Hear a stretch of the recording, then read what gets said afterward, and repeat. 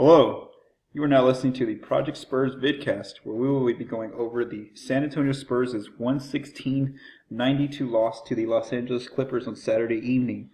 This is Paul Garcia of ProjectSpurs.com. Please visit us over at ProjectSpurs.com. Follow us on Twitter at Project Spurs, and over at my account as well at Paul Garcia PS. So before the game Saturday morning, I had asked you all, fans, who you thought would win between the Spurs and the Clippers. Vegas had the Spurs by 5, and congratulations to the 12% of you that picked the Clippers because they ended up winning the game by 14 in a game where they pretty much dominated San Antonio by leading by 28 at one time.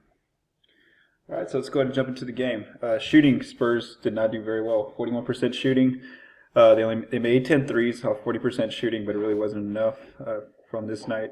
They got to the free throw line 22 times, but that was mainly in the first three quarters because in the fourth they Pop sat most of his starters. Passing, 19 assists for San Antonio, 30 field goals made, which is a very low assist number. Has to do again with the shooting, which we'll talk about that considering the LA's defense. But the Spurs did assist on 63% of their makes, and San Antonio turned it over 15 times for 27 Clippers points. And then each bench scored 44 points. Okay, so let's dig a little bit deeper than just what the stats say. Kawhi Leonard, Spurs' leading scorer coming into the game, was held to just 14 points on 13 shots. He actually had a rough shooting night. The Clippers were ranked number 1 in defense, and they were one of the few teams that didn't have to double team Kawhi. They were okay with letting Luke Mbamute, who has some size on his body, guard Kawhi anytime he had a post-up or an isolation attempt. And they kind of lived with that. Kawhi still got to the free throw line. He made 8 of 8 free throws, but with the Clips' rim protection of Blake Griffin and DeAndre Jordan back there, they really gave Mbamute the flexibility and freedom to guard Kawhi one-on-one. So he finishes with just 14 points. LaMarcus Aldridge pretty much had Blake Griffin guarding him a lot of the time. He scored 19 points on 13 shots, which was a good shooting percentage. But again, it was nothing at the rim. It was a lot of stuff, mid-range shooting. It wasn't anything dominant that Aldridge could have done. He too only played in three quarters of play. Pau Gasol finishes with 11 points on 5 shots. He also got to the free throw line 6 times, where he made 4 of those free throws. Gasol, we're going to talk about him, how the Clippers really used him on the other end, which is on the offensive end, they really targeted him. But, he too played 3 quarters. Nicholas Laprovitola, the point guard off the bench for San Antonio, came in and put up 11 points on 5 shots. He was pretty good stretching the floor. He had made 3 threes. In pretty important moments. It wasn't just in garbage time that he played. He actually came in back to Patty Mills. Speaking of Patty Mills, he had 16 points against Utah on Friday. And tonight the Clippers held him to 4 points. You can see why, maybe there is an argument why Tony Parker shouldn't lose his job, and it's because at least Tony can still penetrate the lane and open up things for other players. Patty doesn't have that ability. If he comes off the screen, it's mainly just to shoot a jumper or to make that pass. But he's not the type of guard who's comfortable getting deep into the teeth of the paint with the trees with the 7-footers and kicking out or trying to score a layup and get fouled. That's just not Patty's game. You're not going to change him overnight and make him a point guard who does that. So he finishes with 4 points. He went cold from 3. He got some open looks. He went 0 of 3 from 3-point land against the Clippers.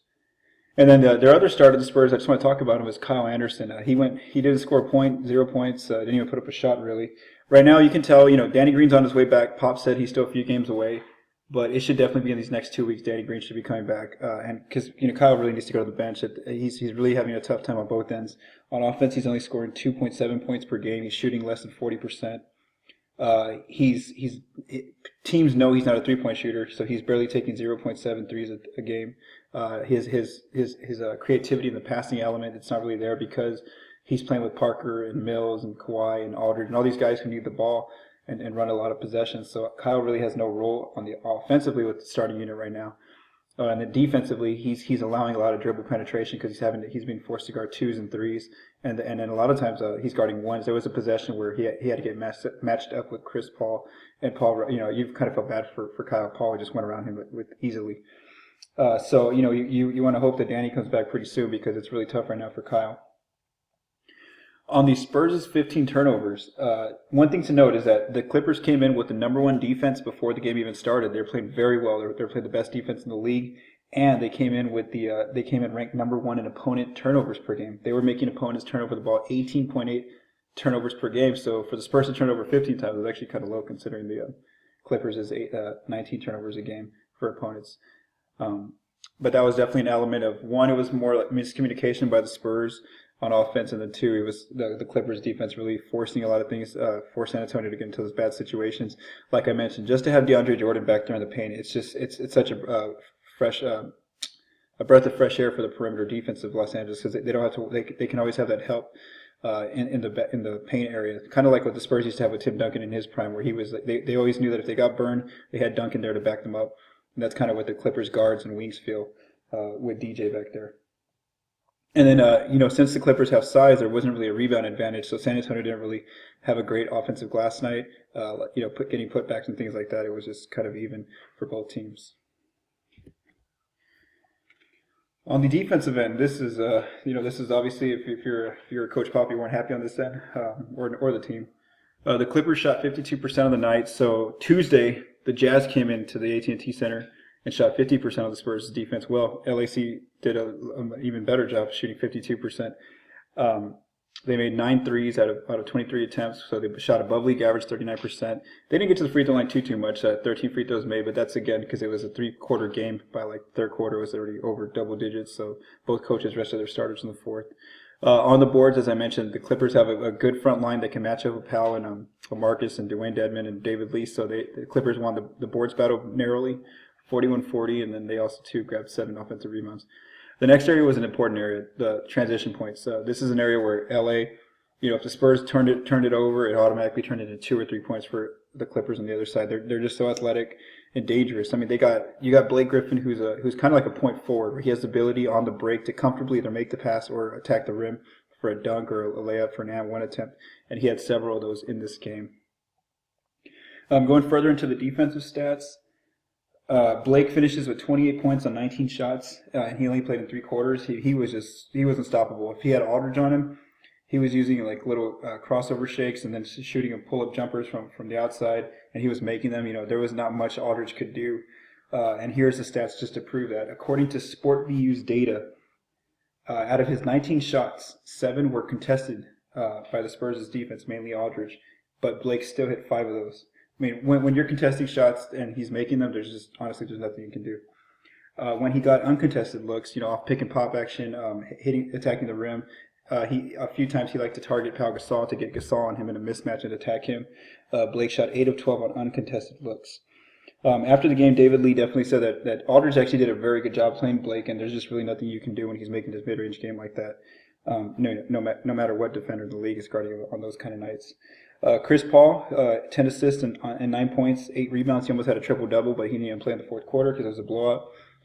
One thing you really like about him is that he's very calm. He's very poised. He doesn't let he doesn't get rushed by the game. He'll take his time. He calls for screens when they're perfect at the right time. When he sees mismatches for other teammates, he throws the ball to them. He's just like the most natural point guard we still have in the NBA. When you have a large league full of guys who like to score more, like Kyrie Irving and Steph Curry and all these guys, Chris is still that guy who scores and gets his teammates involved.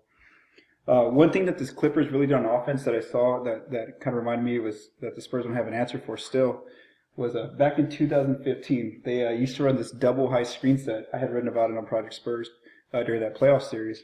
And it was when DJ and Blake come up high and set a double screen for Chris. And he can either go left or right and kind of make the Spurs guess. And they really had trouble defending it in that 7-game series when the Clippers won. And this was something that was a problem all night for the Spurs. Again, he would use those double screens, and either he would throw Aldridge off or Gasol off, or he would purposely attack Gasol a lot of times just because it was a perfect mismatch for him.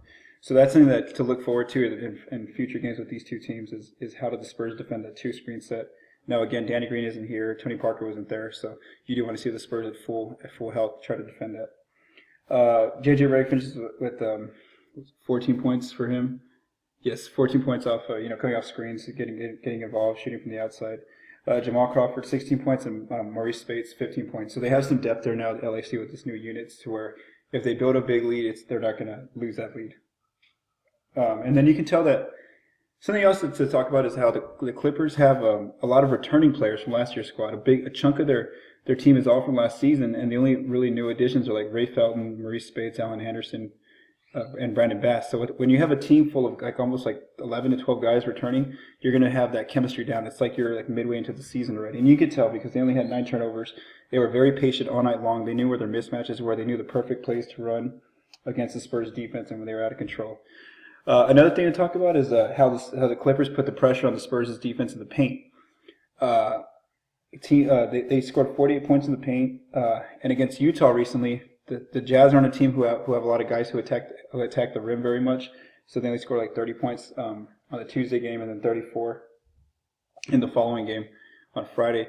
But the Clippers do have guys that want to attack the rim. They have Blake, they have Jordan, they have CP3. You know, all these guys want to get to the rim and either get to the free throw line or they want to finish with a dunk or a layup. And so that's something that puts pressure on the Spurs' defense. So as you can tell, a majority of the Clippers' points did come from the rim, and that's something to watch going forward in these matchups. Again, continuing. Up next, the Spurs play the Houston Rockets at home at 8:30 p.m. Here in the AT&T Center in San Antonio. One thing to mention is that Coach Pop was kind of, even though he was upset that the team lost, he says they basically got blown out. They weren't focused. They didn't have the energy or the aggression on either side. But one thing he did talk about how it will be nice to have a break for San Antonio. So far, 7 games into the season, they've already played those games in 12 days. So they've only had 5 days off. They've only had 1 team practice. So this is actually be good for San Antonio. They're finally going to get their most extended break, which is 3 days off. So they'll finally have a practice and get some days off, and then they'll play Houston on a Wednesday in the AT&T Center. Be sure to visit us at projectspurs.com. Check out the Spurs cast. Ryan and Jose had some good stuff on their last Spurs cast where they talk about how the team's doing defensively before tonight. Without Danny Green in there. And then I'm also launching a new site called analyzingtheleague.com. It's going to be not very Spurs centric. I'll still have some pieces on the Spurs, but it's going to be more about me, like what I see, my thoughts, and my my observations on the NBA as a whole. So if I see something from the Utah Jazz that I really liked, I'll write about it. If I see something from the Clippers, which I did see a lot of good stuff from them, I'll write about them as well. So it's kind of, if you're just a general NBA fan and just appreciate the game more than just the Spurs, then this is definitely going to be the site for you to check out. So for projectspurs.com, this is Paul Garcia signing out.